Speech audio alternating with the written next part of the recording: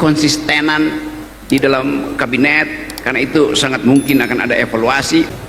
Istilah closing statement itu seolah-olah menyelesaikan persoalan,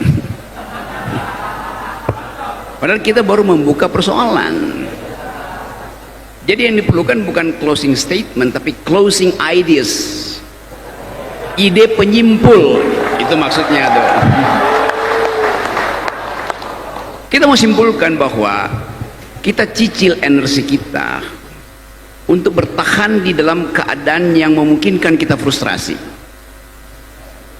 Hari-hari ini kita ada dalam suasana frustrasi, melihat perkembangan politik yang masih penuh gejala intip mengintip antar partai, sikut menyikut antar tokoh, ketidak konsistenan di dalam kabinet. Karena itu sangat mungkin akan ada evaluasi oleh Presiden Prabowo dalam 100 hari ke depan.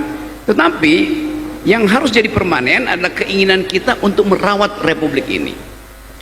Republik itu dimulai dari desa. Kepala desa itu lebih penting dari kepala negara. Kita ya, tanpa kepala negara kita hidup, tapi tanpa kepala desa kita nggak tahu apa yang akan diucapkan oleh tetangga saya pada saya, karena kepala desanya mungkin lagi pakai baju rompi oranye di KPK. Jadi sekali lagi saya ingin supaya kita rawat republik ini. Republik dari awal dimaksudkan untuk menghasilkan kebaikan bersama, itu dasarnya. Tapi kita mulai cemas bahwa oke, ada Pak Prabowo ingin supaya ekonomi tumbuh 8% itu. Walaupun sekarang kabinetnya mulai ubah sedikit, kan 8% itu dianggap susah untuk dicapai. Oke, menuju 8%. Waktu menuju 8% artinya akan ada ecological footprint. Berapa persen? Bertumbuh 8% akan ada pabrik dibangun, artinya akan ada karbon diproduksi. Bertumbuh 8% artinya akan ada lahan untuk dijadikan food estate misalnya. Pasti di situ ada ukuran carbon tradingnya berapa yang akhirnya terlepas ke angkasa kan. Tetapi itulah pilihan-pilihan sulit bagi kita tuh, bahwa kita ingin mempercepat pengentasan kemiskinan, kita ingin supaya ada keakraban di desa. Tapi selalu pertanyaannya adalah, nanti pemerintah mau bantu apa?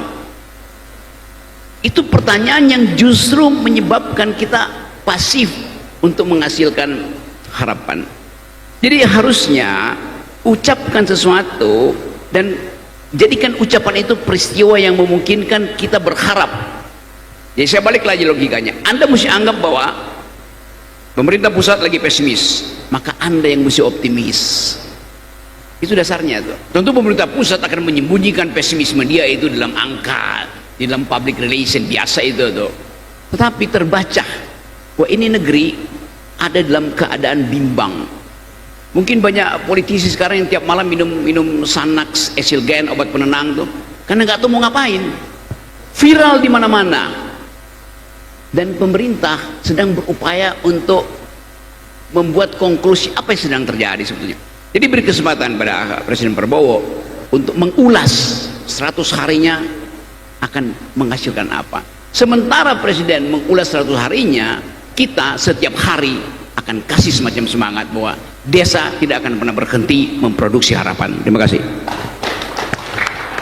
Terima kasih.